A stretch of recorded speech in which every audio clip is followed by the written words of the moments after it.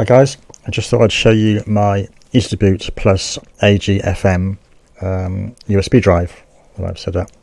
Now this is a SanDisk Extreme Pro drive, 128 gigabytes, and you can see that the standard Easy2Boot installation, Easy2Boot version 2, has installed two partitions. The first one is drive M and the second one is drive N. And after preparing the drive, I've simply copied some ISO files onto the drive.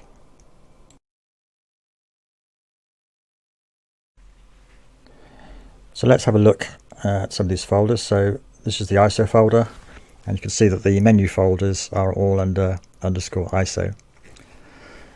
So if we look in the antivirus folder, you can see I've got Norton's bootable rescue toolkit, which is the ISO, and then I've got NBRT here. Then I've got Kasperksy antivirus. I've got Trend Micro, which is actually converted into a partition image file. I've copied the GData boot CD onto there. There's the ESET sysrescue ISO, and there's the Dr. Web ISO. Now you can see I've given them slightly different file extensions, and I'll explain about that in a minute. So let's just look at a few others. So I've copied also onto the Linux folder. I've copied some Linux ISOs: Arch Linux, Fedora, Magi, Parrot, and Ubuntu. I've also got in the main menu, I've got Medicat. I've got a Medicat ISO here, which is quite a large ISO, 16 gigs. In the Win folder, I've got a Windows 10 VHD file, which is 16 gigabytes. And I've just copied the files on there. And in the Windows folder, under Win 10, I've got a Windows 10 64-bit ISO, standard Microsoft ISO. And then in the WinPE folder, I've got some more ISOs. I've got Hiren's boot CD ISO, which I've given the extension of ISO map, a Gandalf ISO,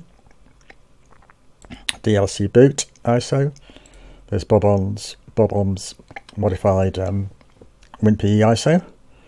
There's a Strelec ISO, which has been converted into a image PTN file because it works better as a partition image. DLCBoot. I've got a configuration file for that because the actual ISO doesn't run very well if you boot direct from the ISO. I'll explain about that a bit later. And I've got a couple of Wim files here, which are WinPE Wim files, which you could also boot to directly. So let's start off with just a simple Linux ISO. Now, most Linux ISOs will boot if you just put them, put them in any folder you like actually, and give them an extension of .iso. And for this example, we'll try the Parrot ISO. Now, I'm only going to show you UEFI booting in this demo because Easy2Boot will boot MBR+Legacy boot the ISOs easily anyway. So the trick here is that we can also do the same thing, directly booting from ISOs from a UEFI boot.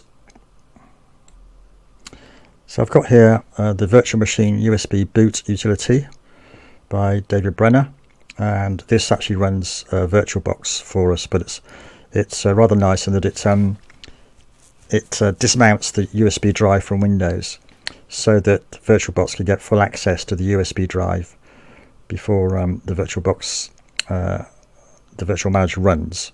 So that gives us much better behavior. You get proper read-write access under the virtual machine. So I'm going to run this as a UEFI boot. So I've got it set up for UEFI here with no internal hard disk in the virtual machine. So it's just got the external USB drive. And we'll see what happens when it boots.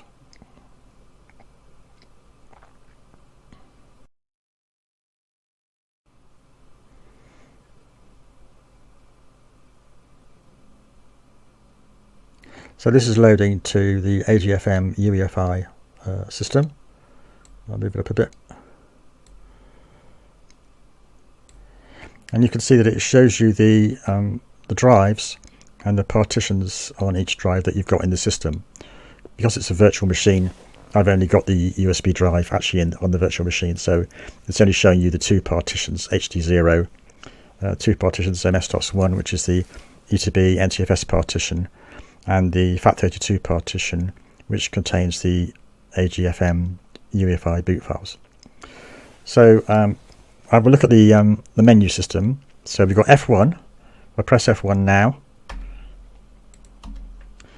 It'll just give us information about the hotkeys, what the hotkeys do, and some information up here about whether you're running as a secure boot or whether you and how you've UEFI booted. So you've got UEFI32 or UEFI64 or Legacy boot. So press F2 will always get you back to the file manager. So if ever you get lost in the menu system, just press F2. It'll get you back to the file manager. F3 is a sort of boot menu, so this will find bootable partitions in the virtual machine, and it'll allow you to boot to them. Now in this case, it's only found one partition because it's the only one that's UEFI bootable, and we've booted as UEFI64 mode, so that's the only one that'll actually boot to. But you could boot to internal hard disks from this menu. F4 is the settings menu. You can set a language.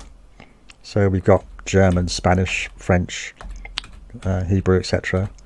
Or you can disable the graphics mode, or you can set a different resolution, and you can change the preset settings. So this one, at the moment, in Grub2 normally file names are case sensitive, but Alive's allowed us to turn that off. So we don't have to specify files in a case sensitive manner, which is rather nice. The Grub2 file manager will sort files alphabetically, so this option will turn that off. It'll sort the files just according to how they've been written on the USB drive. This option allows a secondary boot menu, so sometimes when you select an ISO file, for instance, you'll get a secondary boot menu with a lot of different options on it. And this option can either enable or disable that secondary menu. At the moment, only bootable files are shown by the file manager, so I can show you that. So if I say display all files now, then go back to here, you see it'll show me all the files, autorun.inf, XML, ICO files, etc. Now if I go back to F4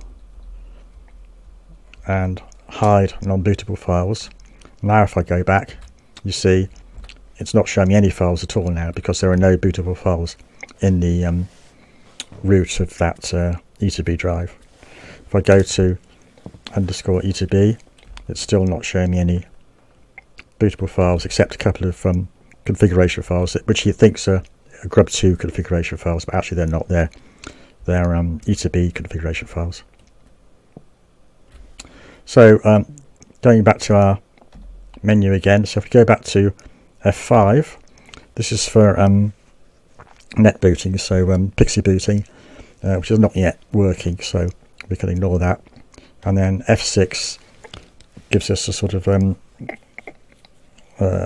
off or halt menu, so we can reboot using F6. We can power off the machine with a H for halt. We can go to the EFI firmware setup or the EFI shell, or quit to the Grub console. You can also go to the Grub console by pressing C at any time, and you can press escape to get back from it. And if you press E, it gives you the editable menu, so you can see what that particular menu entry is, and you can edit it. Then press escape to get back again. Okay, so let's go back to our USB drive again, and we'll try a Linux ISO. So we'll go to the NTFS partition, the ISO folder, which is where all the menus are, the menu folders are. And we'll go to Linux, and we'll try Parrot. Now, notice it ends in .iso, which means it's going to give us a secondary boot option menu. And we've got to choose one of these options. And you can see we've got quite a few to choose from.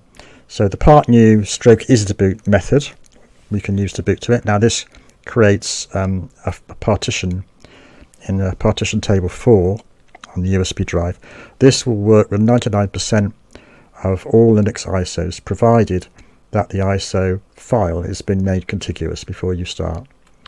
The next one has identified the ISO as a Debian based ISO, and it'll try to boot it as a Debian based ISO. It'll just use certain specific boot parameters to boot the ISO, which may or may not be the same parameters used actually in the ISO itself for the live CD.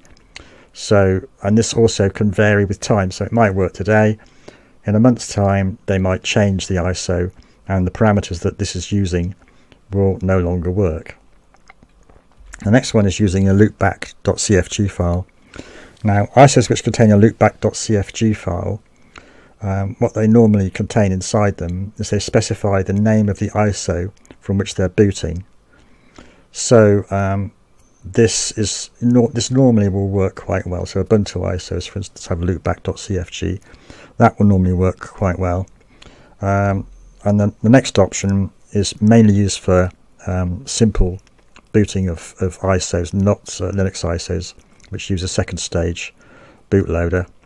And the last option is where it loads the ISO into memory and then tries to boot it from memory. Again, not terribly successful in the case of Linux.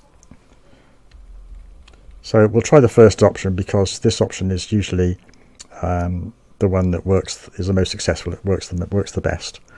The second option I'll show you afterwards. So you see the first option will show you exactly the same menu that you would get if you booted this as an ISO, as a live DVD or live CD. It gives you all the menu options that you would get from the actual ISO itself. Persistence of course won't work because you're not booting from a read-write media, you're booting from an ISO, although it can be made to work. So we'll just do a live boot here.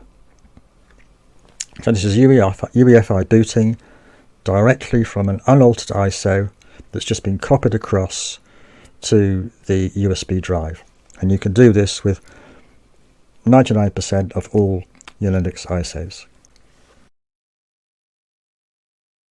Okay, and there we go, and you can set up your language, etc., and Bob's your uncle.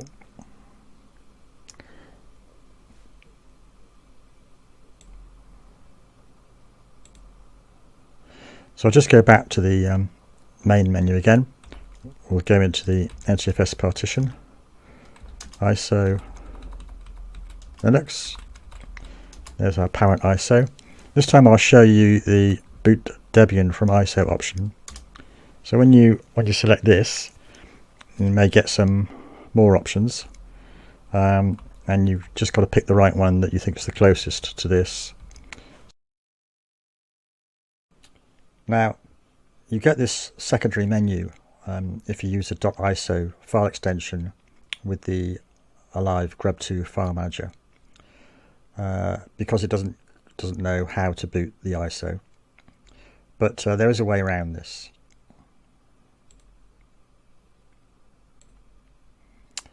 So here is my USB drive.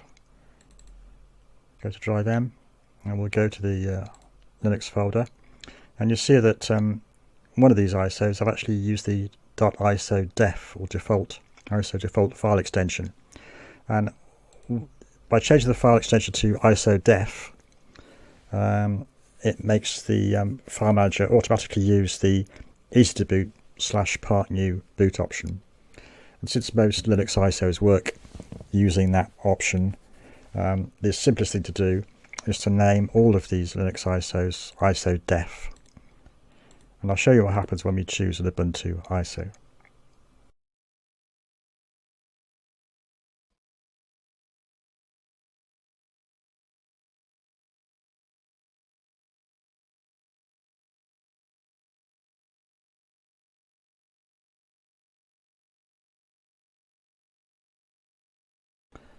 So we're back to the ISO Linux folder.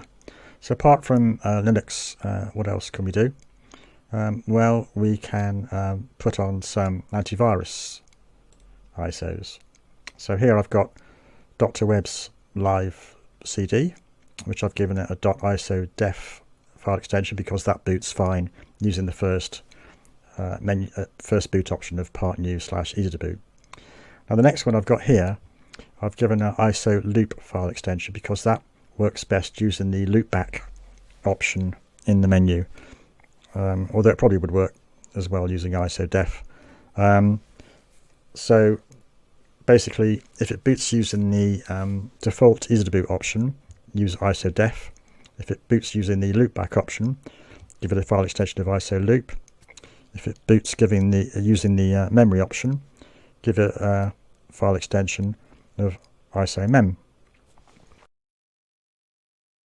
So I've booted again now to the antivirus folder, and I'm going to select the krd.iso file, and it's gone to a secondary menu, and you can see there's actually specific menu entry there for Kaspersky rescue disk. So in this case, that's probably the best one to pick. So we'll pick that one.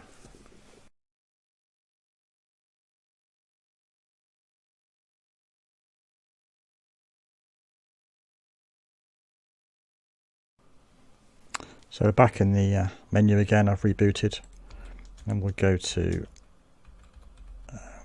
So we've done most of the antivirus now. Dr. Webb's straightforward. That's Trend Micro is actually a partition image. So I can show you how a partition image works. So if you select a partition image, which is an image PTN 23, the 23 means it will keep partitions 2 and 3. So the UEFI files which are on partition 2 will be kept, and this partition image will replace partition 1, the Easy2Boot partition, with the contents of this image. So when you select it, press 1 to accept that you want to change partition. So this will write to the USB drive.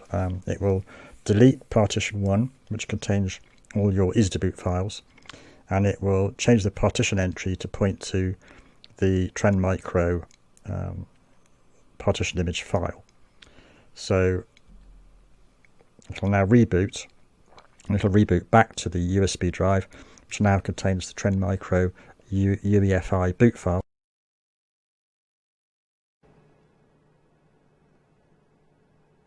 Anyway, I won't show you all that, but when it's finished booting, you can reboot, and you use the BIOS pop-up menu, the BBS menu, to select the second partition of the USB drive, which is your FAT32 UEFI drive, this top partition here. And if you select that partition, you'll see there's a configuration file there called Restore E2B Partitions. So at the moment, you can see we've got that partition is the partition image that we swapped into. So it doesn't contain Easy2Boot anymore. And this is our second partition, which is our agFM partition. So we can go to there, we can select Restore Partitions, and this will restore back the original partition. So if we type 1 to restore the partition, it will now reboot back into the agFM partition, and we're back again now. We can see our ISO folder, etc.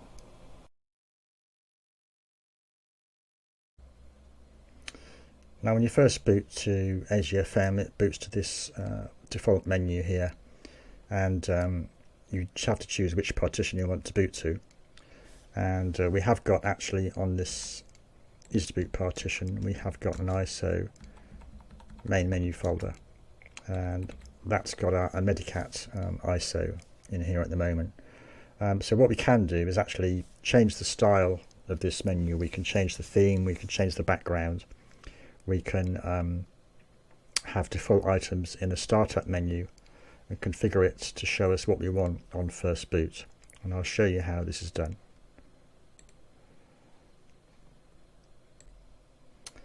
So here I've gone to our second partition. This is partition 2 of the USB drive. I've gone to the boot folder and the grubfm folder, and in here you'll find a file called sample startup menu.txt. So to get a startup menu, you just change the name of this. So I've got one here which I've already prepared. So the name of the file should be startupmenu.txt. So just remove the word sample from there, and then you can edit this file.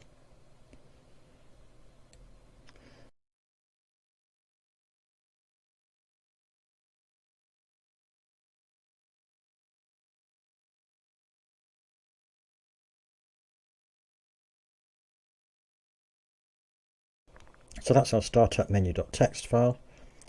In the themes folder, I've got a 722 theme which I've downloaded. So we just started to boot now. Here's the sign on screen.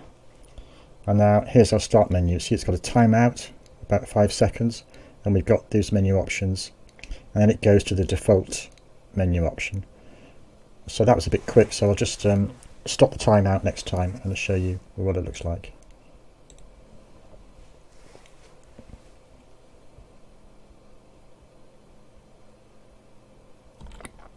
Okay, I'll stop the timeout here. So the first option, which was the default option, was just to take us to the /iso/main menu folder. And then this one is for DLCBoot. That's that .cfg file. Allows us to directly boot to that. So we can try that if you like to see what happens. So that takes us to a second menu, and then it will directly now boot to DLC.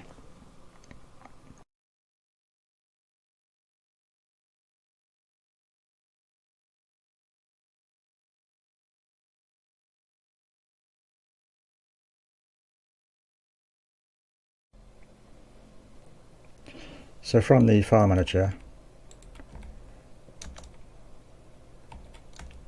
we'll go to our Windows folder and go to Windows 10,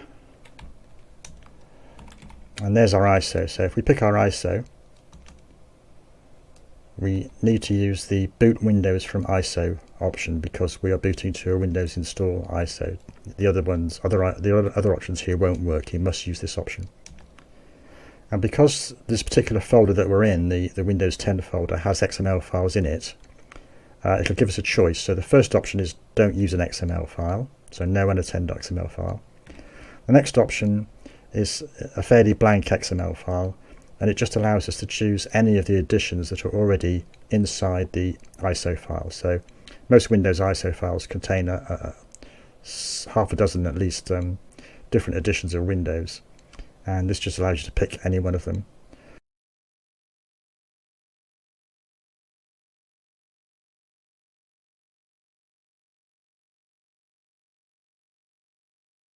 And you see I've got here a Medicat ISO file.